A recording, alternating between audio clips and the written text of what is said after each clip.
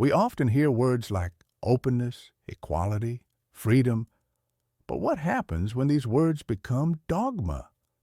When an idea detaches from life, it becomes extremism. Extremism in religion, politics, culture, it is the same everywhere. Today, I want to take you on a journey to places where extremism did not exist, to times and cultures that lived in natural balance. Think about Slavic villages centuries ago. The land was not owned by individuals, but by the community. There was no division that would destroy relationships.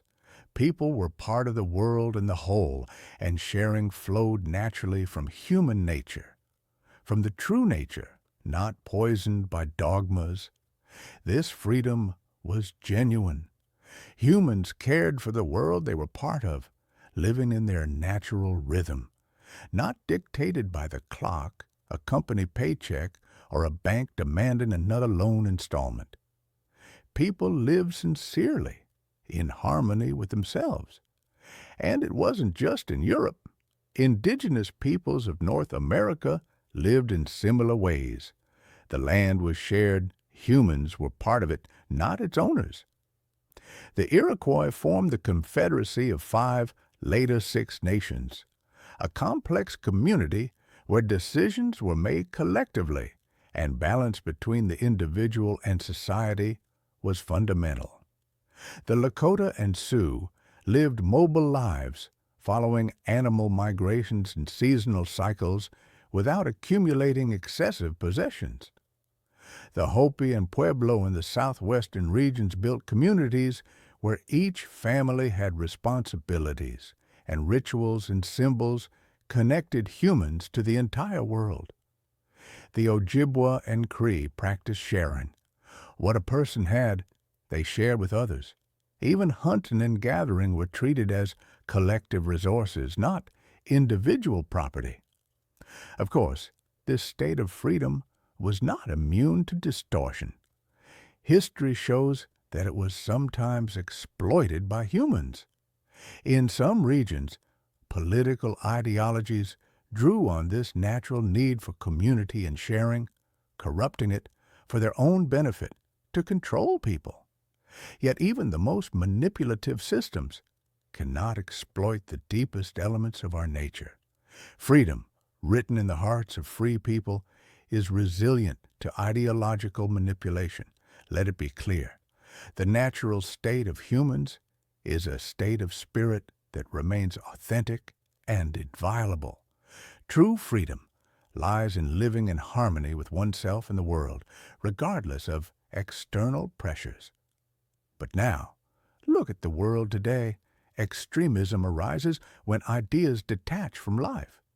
In religion, it becomes dogmas, hierarchies, spiritual ownership.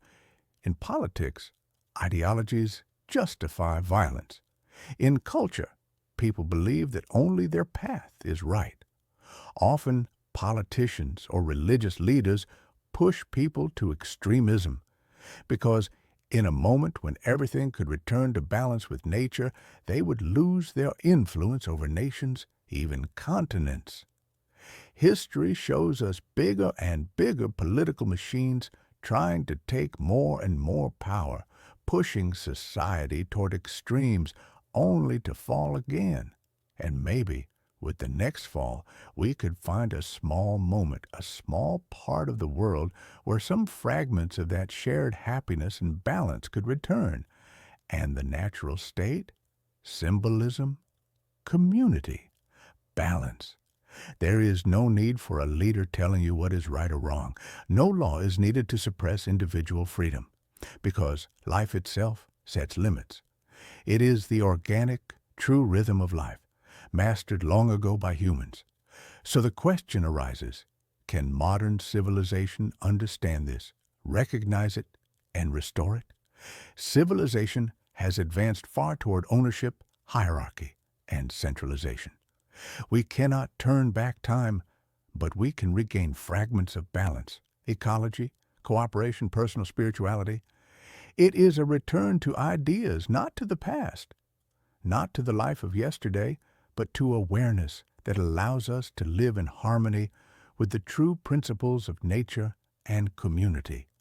Is extremism inevitable? Can we live differently in simplicity and balance like our ancestors and the indigenous peoples of North America? Can we preserve the idea of freedom without destroying the order of life and community? These are questions I leave for you and for myself, because as long as we ask them, we have a chance to see the truth between dogma and reality.